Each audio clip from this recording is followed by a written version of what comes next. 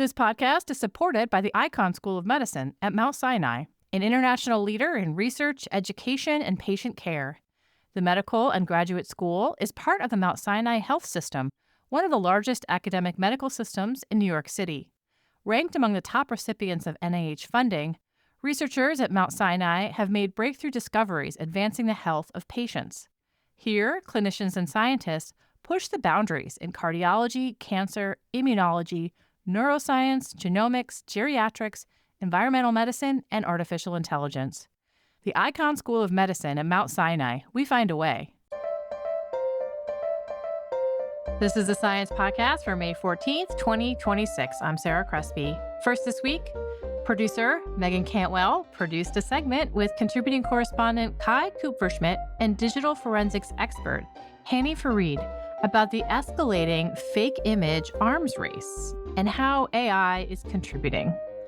After that, researcher Tetsuhiro Harimoto talks with me about delivering drugs to the body by implanting encapsulated engineered bacteria that can sense and respond to infection.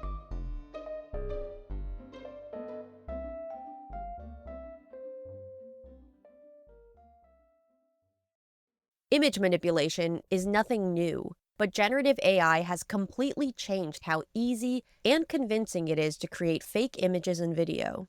Our contributing correspondent Kai Kupferschmidt met with one of the founders of the field of digital forensics, Hani Farid, to understand how he's keeping up with one of the biggest challenges of his career. I think we're living through a moment in time where something that we've always just kind of taken for granted is eroding. And that's been Hani Farid's big fear from 20 years ago, that we will live in a world where there is so much imagery where you can't say anymore whether it's real or not without really delving deep into them.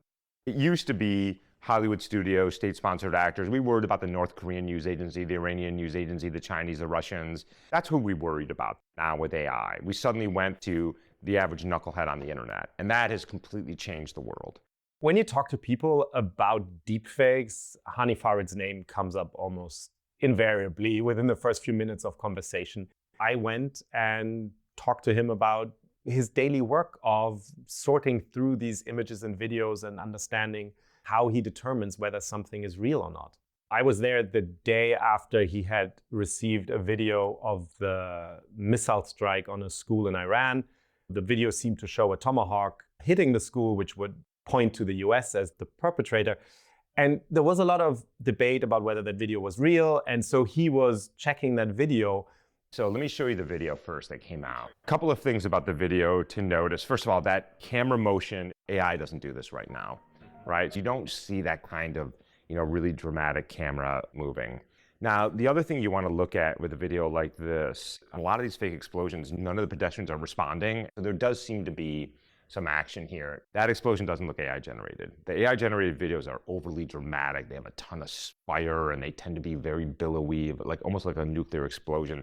We were able to geolocate. This does seem to be the right neighborhood. I think that explosion is real. So what's the concern? Is that actually a Tomahawk missile? If I wanted to fake this, drop in a missile on a couple of frames, easy peasy, right? There's no shadows, there's very little to really latch onto. If all it was faking the missile. At this point, I thought, okay, it was really, my wife will say the same thing. We were both really irritated. It was like, oh, the line is perfect. Oh, but the gap is not right.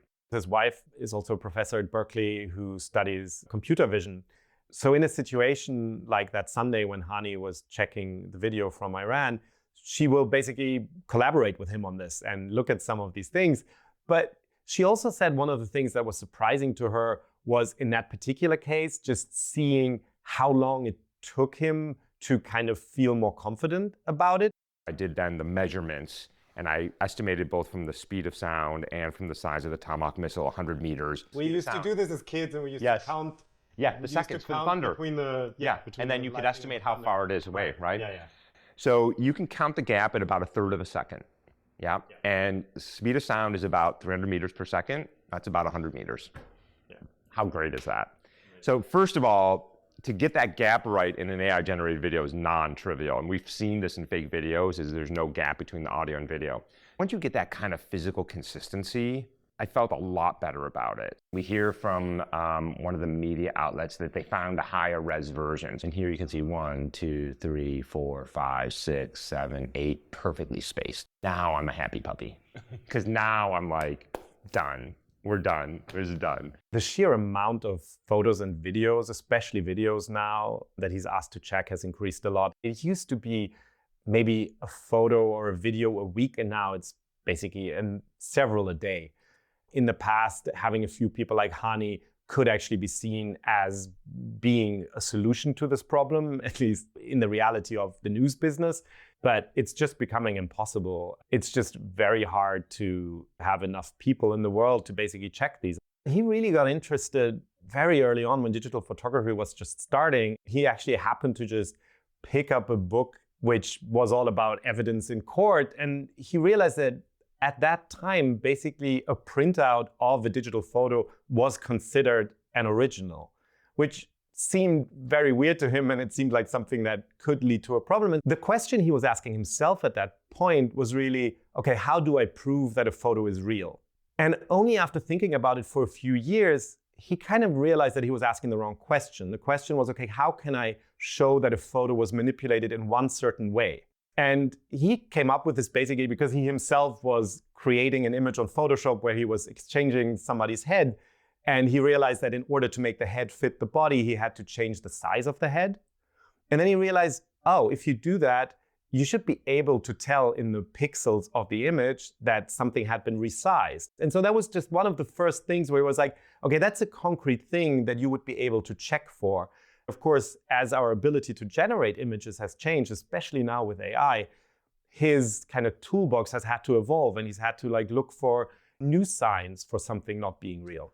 What happens is when you edit in 2D, you're not editing in the world, and you screw these things up. You make things that are just physically impossible. Right. So a lot of this kind of analysis, this is actually what's called photogrammetry. Photogrammetry is the science of making real-world measurements in images. First of all, I love physics and geometry because it's just so beautiful and understandable. Let me give you an example. If I throw a ball across the room, it will follow a parabola. All right? Now, if you try to AI generate that, it'll do something arced. But will it move in precisely a parabola? There's an initial velocity and there's gravity. So that means if you look at that same time lapse, right, the gap will get smaller and smaller and smaller, and then increase when gravity takes over. Getting that exactly right to follow the physics. The visual system doesn't care about physics. They're trying to make things that are visually appealing. If I manipulate an image or if I ask AI to generate an image, it doesn't necessarily get the physics right. Are the shadows correct? Are the reflections that are being seen correct? Is the size of things at different distances, is that correct? All of these kinds of things that when you take a photo, they're just there. In AI, there's a lot of room for some of that to just not be quite right. One of the surprising things is that as humans, we don't have a good sense of that. I was doing a panel the other day and somebody said, large language models will never be intelligent the way humans are because it's purely statistical. And I said, what do you think humans are? We're purely statistical, right? In fact, not very good statistical. at least the AI is getting the statistics right because it has good priors. So we're statistical inference. This is what we do. We do perceptual studies and we show people with the wrong physics and we're like, don't care. So, and why? Because those don't matter to us. Yeah. We didn't evolve to ask, are the vanishing points in the physical world wrong? No, nothing is wrong in the physical world. One of the big questions that I had for Hani Farid was, is there a reason to think that these kinds of methods that we're using now in terms of especially the physics, can't you just train these models to get that right? But it looks like that might actually be something that is quite hard. Do I think there's a future where somebody builds a physics preserving, like CGI meets AI? Yeah, probably. Some jerk's gonna do that and it's gonna make my life miserable. Modeling the 3D world is incredibly hard. There's incentive for bad guys to do it, right? But that's not who I'm worried about right now. I'm worried about OpenAI. I mean, that's who I'm worried about. And they're not incentivized to do that right now. They're just not. It's not always clear that these images that are manipulated, that they've been manipulated with bad intent. One of the things that can happen now a lot is that people will ask AI to improve their image in some way. You might not be doing it with bad intent, but it could down the road at some point lead to some kind of misinformation spreading through that image. One of the interesting things we saw was when Alex Preedy was killed in Minnesota. It was a pretty compelling photo, but somebody took this and just did like an enhancement. This actually came past me on. I saw that and then people started deleting it. Yeah. So first of all, look at this thing that put it in his hand, which looks like a gun, by the way. And if you look at the video, there's just a shadow behind his hand, so it hallucinated a detail. And then the debate was, oh, he has a gun in his hand, that's why the ICE agent had to shoot him. Details matter, sometimes, and in fact often matter, particularly in a court of law. We don't really authenticate something, right? What we say is, here are the things we did, we haven't found anything, but the lack of evidence isn't evidence, right? And so that was really interesting, and I thought really worrisome in some ways, because when you get the real video of the missile or Alex Preddy being shot by an ICE agent, everybody's like, well, yeah, I don't see anything wrong, but, what do I know? You still have the problem that you can have an image that is entirely real and it is just misattributed in terms of when it was taken or where it was taken. There's a lot of ways that you can lie with photos that don't mean that you even have to manipulate the photo. You're going to have a lot of individual cases that are really profound and a huge human cost as well. It's just very hard to have enough people in the world to basically check these unless you're using some kind of AI. That's where the real arms race then comes in. Honestly, I'm really conflicted about it. It feels like kind of a very common move in humanity and one that never really works out that well to say, oh, we're creating this new problem, but we're going to use that same technology to then solve that problem. At the same time, this technology is not going to go away. Any solution to this at scale is probably going to include some kind of automated system that at least does some kind of pre-check. I did feel coming out of this interview with Hani Farid that there's just this world that he's already completely immersed in that is expanding and that we're all going to live in soon. I'm concerned about the trajectory that we are currently on. I don't think it's too late. There's another path where we say, all right, enough is enough. Like, we have to start with the truth. We have to start with facts. And we can disagree on a lot of things after that, but we can't argue about whether 1 + 1 is 2. We're always ending up in this space, I think, with these structural issues of how we as a society organize information, how we share information, where we get information, and how we build up trust in people that provide us with information. And I think that's a problem that is going to be even harder to solve than just checking a particular photo for whether it's real or not. To read Kai's profile on Hani, visit science.org/podcasts. Study and play come together on a Windows 11 PC. And for a limited time, college students get the best of both worlds. Get the Unreal College Deal. Everything you need to study and play with select Windows 11 PCs. Eligible students get a year of Microsoft 365 Premium and a year of Xbox Game Pass Ultimate with a custom color Xbox wireless controller. Learn more at windows.com/student offer. While supplies last. Ends June 30th. Terms at aka.ms/collegepc. With Uber's new women preferences, women riders can request a woman driver whenever they want. Like Amy, who's traveling solo in a city she's never been to before. Or Danielle, who works night shifts at the hospital. Or Kelly and Jana, who were way overdue for a night out. Because sometimes comfort comes from having another woman with you. Request women drivers with women preferences on Uber. Learn more on the Uber app.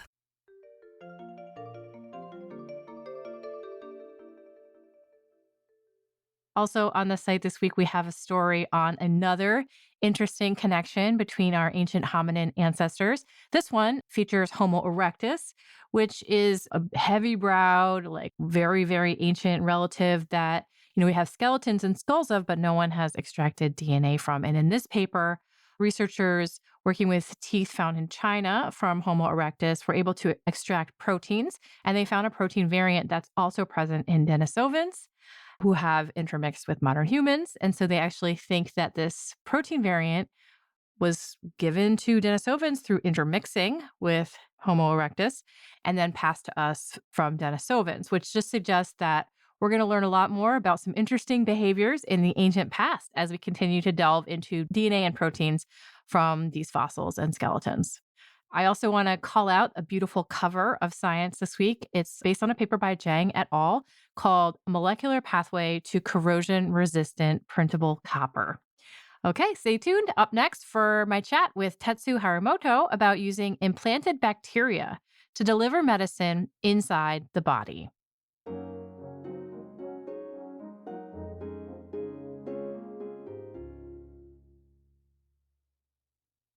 With genetic engineering, scientists can make microbes produce a lot of different useful molecules, drugs, mini proteins, that kind of stuff. Or you could make a microbe turn into a sensor so it can detect the environment and respond in some way. This would be an incredibly useful addition inside of the human body as an intervention or a therapeutic. But protecting microbes from the immune system and the body from the microbes is a big challenge. This Week in Science, Tetsuhiro Harimoto and colleagues write about using a specialized material to enclose microbes, allowing them to do work in controlled conditions inside a mouse model. Hi, Tetsu. Welcome to the Science Podcast. Thanks, Sarah, for having me. So, what are some of the challenges of getting microbes into the body with these desired characteristics like secreting or sensing and responding to changes in the body? Why has it been so hard to deploy them into people, or in this case, a mouse model? There are challenges in encapsulating these type of bacteria inside of a material. One of which is the fact that bacteria grows very rapidly and they generate a high mechanical forces. In fact, what we found was that they could generate forces up to megapascal range. So what that means is that many of the biomaterials that's being utilized to encapsulate mammalian cells in the past would be difficult to be applied to bacteria because they would be able to break out. That would be not good because these bacteria would start to leak out and would lead to sort of sepsis or overgrowth of bacteria in our body. That's so interesting. I never thought about the mechanical challenges of getting something into the body. Often you just think about, oh, your body's going to attack it. It's going to break it down, or, it's going to make you sick, or it's not biocompatible. Before we get into kind of that material science aspect of this, why is living material, microbes, good as a basis for an intervention? Why use microbes rather than super smart computer sensors that have inputs and outputs? We like to think of this living material in comparison to two different modalities that's out there. One of it is just a material-based, drug delivery modalities, which has been used in the clinics for quite a long time. Oftentimes, what happens is that people would encapsulate different type of therapeutic that would be released from these type of materials, either by diffusion or degradation. The difficulty or challenges in these type of traditional methods is the fact that it's not very programmable. For example, if you have 2 or 3 different medicines that you would like to release in different sequential manner, it would be very difficult to think about all the chemistry. Let's say if you manage to get one of the material to release drug A and then drug B, but then as soon as you start to add drug C, you would have to totally change all the chemistry around it. So it's not very modular. You can't just keep adding on. You have to kind of redo your chemistry to get it to work. Exactly. In comparison, living cells such as bacteria are quite smart. They do all sorts of things by themselves. So let's take human cells as an example. They live in our body. In fact, that's the main composition of our body. What we're made of. They sense the physiological environment all the time. They produce things. In addition to that, there has been a lot of progress in synthetic biology where we could now genetically engineer these bacteria to do what we want them to do therapeutically. Big challenge in robotics is just how can you squeeze enough sensors onto something small? Oh, well, guess who's already figured it out? Exactly. A lot of biology. In fact, there has been a lot of work that's been done in combining genetically engineered mammalian cells, such as human cells, with materials so that we could start to place these type of living therapeutics in our body. The question now becomes, why do we want to use bacteria then? There are several interesting things that bacteria could offer that's different. One of which that stands out to me is the fact that they're very resilient to a variety of different harsh environmental conditions. We find bacteria in our body, but also in all sorts of different environments. Could be very toxic to different mammalian cells, but bacteria would be fine. They would be happily growing in there. That means that these bacteria could also grow and thrive in some of the harsh disease conditions. For example, several groups had shown that bacteria could specifically grow inside of the tumor, and you could engineer these bacteria as living drug delivery vehicles to tumor cells. Getting back to material science here, these microbes are going to need this kind of heavy duty encapsulation. What were some of the properties for your container, I guess you'd call it, that you were kind of focused on in order to make this work? So we needed a material that would be able to encapsulate these bacteria so that they would be set in place within these materials. And the idea behind it is that we can now implant these materials to a variety of different places, such as on the side of implanted medical devices, so that these bacteria could now use their genetic circuits to sense and respond to different disease conditions. So it could partner with something else that you've implanted to keep the environment, the nearby environment, maybe infection free or to respond to something happening with the implant. Right, exactly. Well, you mentioned before that microbes, that they are exerting these kind of gigantic forces for their size. And that's one of the things you really need to pay attention to when encapsulating them. Why do they apply so much force? Is it just because they're growing and making more and more and they're going to blow up? Why is that happening? I think there are two unique features that the bacteria bring to the table as opposed to mammalian cells. One is their cell wall structures. They have a very stiff cell wall, very stiff as compared to a soft mammalian cells. The other one that I think is very unique is that bacteria replicate very fast. For example, in this work, we work with E. coli. In their optimal condition, they would replicate every 20 minutes. That's very fast, and it's an exponential growth. Imagine a very stiff particle within a material that exponentially grow very rapidly, then the pressure would build on very rapidly inside of this material. And you have to fight that with this physical enclosure. That's what kind of the goal here was with the encapsulation. Yeah. In fact, when we first started the project, I was being naive and thought, hey, there are so many biomaterials that's out there that encapsulate in mammalian cells. Why don't I just try them all and see one of them would work? Of course, it did not work. All the material that I've tried had failed. And when I took a time-lapse microscopy movie of these materials, what we found was that it failed due to the mechanical forces that these bacteria would exert. So we would literally see these material crack open and the bacteria would burst out. This is not something I've really thought about before. I mean, when people grow up bacteria in the lab, it's in the big jug in liquid or it's on a plate and you're like, okay, it's spreading out. But you don't think, oh, if I trapped it in something really tiny, it would just pop like a balloon. It's just such a different way of thinking about bacteria. What did you do? How did you overcome these powerful tiny guys? We first set out to basically design material with different stiffness and see at which point we could start to prevent these bacteria from growing out of these materials.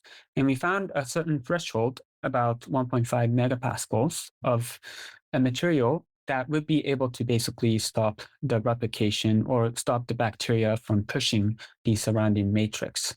Now, the tricky part comes that in hydrogel engineering, typically stiff materials are oftentimes somewhat brittle.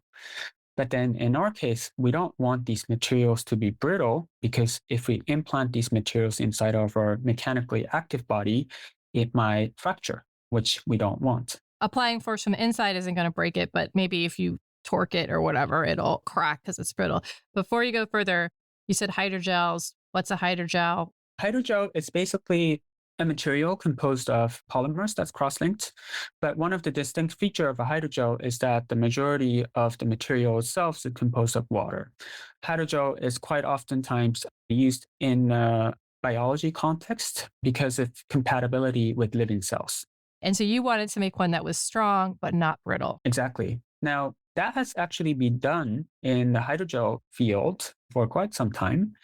But then we couldn't really use that sort of material that's out there directly because many of the fabrication steps that's required to make these type of hydrogels are not compatible with living bacteria.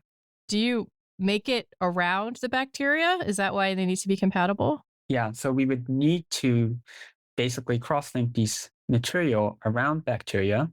We thought about injecting these bacteria into the material, but remember, bacteria is very small, and any small defects, they would be able to come out. Let's talk about the experiments that you did with this. Besides it not blowing up because the bacteria got bigger and bigger, how did you test this in the lab? What kind of strength test or longevity test did you do on your capsule? We ended up making a hydrogel based on PVA, so it's polyvinyl alcohol, and we cross-link them in a way that it has these semi-crystalline structures that would provide rigidity and toughness.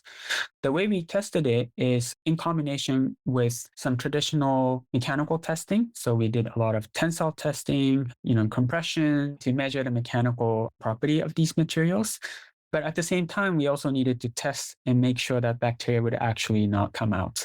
One of which is to encapsulate these bacteria inside a PVA. And we basically left them in culture media for half a year. That's interesting because the culture medium is penetrating, so they're getting the nutrients and everything that they need, and they're growing, but they're never growing too much. Aren't they surrounded by bacterial corpses, or do they just consume that as it goes? We actually don't know the precise answer to that. What we did, though, was every month or so, we would take a couple of the samples and physically or manually break the material, and then we would plate that bacteria from the material to see if they're alive. And indeed, they were pretty happy and alive. How big is this, like the Petri dish one? How big is this capsule? What we had in the Petri dish is about a couple millimeters in diameter.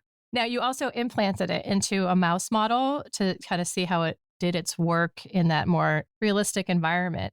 Was that also the same size, about a couple millimeters when you did that? We actually shrunk it a little even more. The model that we were doing, it's basically a metal pin that we insert into the femur of the mouse. Those will oftentimes get infected by different pathogens. So we wanted to tether these materials to the pin that sort of protrude into the kneecap. So it's quite a tiny space. So we had to shrink it down. What was its job in that tiny space in the joint with the pin? We basically engineered the therapeutic bacteria that's inside of the living materials to have two different components. One is the sensor. We wanted the therapeutic bacteria to sense pathogenic bacteria. And then we had the therapeutic bacteria producing anti-pathogen proteins so that in response to these pathogens coming into the implants, the therapeutic bacteria from within the living materials would produce the therapeutics to kill off the pathogens. So the sort of dream that we had was that if these living materials could autonomously sense pathogens and eradicate them without even us knowing that we were infected. It worked, right? You were able to reduce infections in these implants by adding your encapsulated microbes. In our case, we were looking at Pseudomonas aeruginosa, which is oftentimes antibiotic resistant and therefore a problem in the clinic. So we had two groups. One is the one with the therapeutic bacteria inside, and the other one is no therapeutic bacteria, so just the empty material. And we were able to reduce the number of pathogens quite a bit. If this were something that you were going to use in humans, would you take out those little capsules eventually? Would they stay there forever? We intentionally engineer and design the material to be non-degradable because at the end of the day, what we don't want is the material degrading over time and releasing these type of bacteria. The format of implantation that we chose to do makes sense. In the case of these type of joint implantation models, these metal pins or implants are usually explanted afterwards as well. So during those processes, we could also explant the living materials. So if you have I think it's like a broken bone, you could put a pin in and then you could take the pin out later and you would just take out the little guys. So besides keeping infection away from an implant at the bone or a joint, what other scenarios do you see this technology playing out? Like where else might it be especially useful? When we design these type of living materials, we had in mind that this could be a more broader sort of platform technology that could be utilized for a variety of different applications. In this work, we had also shown just in vitro that these living materials could be genetically engineered to produce anti-cancer molecules.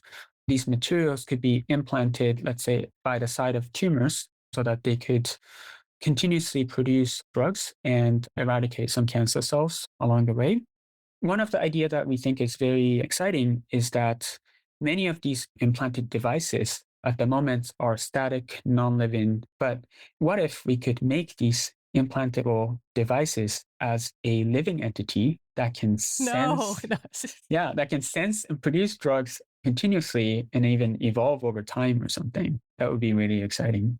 Okay, I'm a little weirded out by the idea of like a sack that you have somewhere in your body full of microbes that have different jobs and then will alter in response to aging or a disease state. Oh, you broke your leg. Let's let your sack know that it needs to deploy antibiotics. Don't we have a sac already as We have lots of sacks. GIs? And like we have a lot of bacteria in it already. It's like another organ that you could have. Exactly. That you could maintain. All right, Tetsu, thank you so much for talking with me. It's been really, really interesting. Thanks so much, Sarah. Happy to be there. Tetsuhiro Harimoto was a postdoc at Harvard University during this work and is now going to be a professor at Cornell University in the fall. You can find a link to the paper we discussed at science.org/podcast. That concludes this edition of the Science Podcast. If you have any comments or suggestions, write to us at sciencepodcast@aaas.org, or you can find us on the apps by searching for Science Magazine, including our latest platform. We've launched a YouTube channel just for the Science Podcast. You can find that by searching YouTube for Science Magazine Podcast. You can listen, you can subscribe, and you can comment there. Or as always, you can find us on the website, science.org/podcast. This show was edited by me, Sarah Crespi, Megan Cantwell, and Kevin McLean. We had production help from Podigy. Our music is by Jeffrey Cook and Wen Koi Wen. On behalf of Science and its publisher, AAAS, thanks for joining us.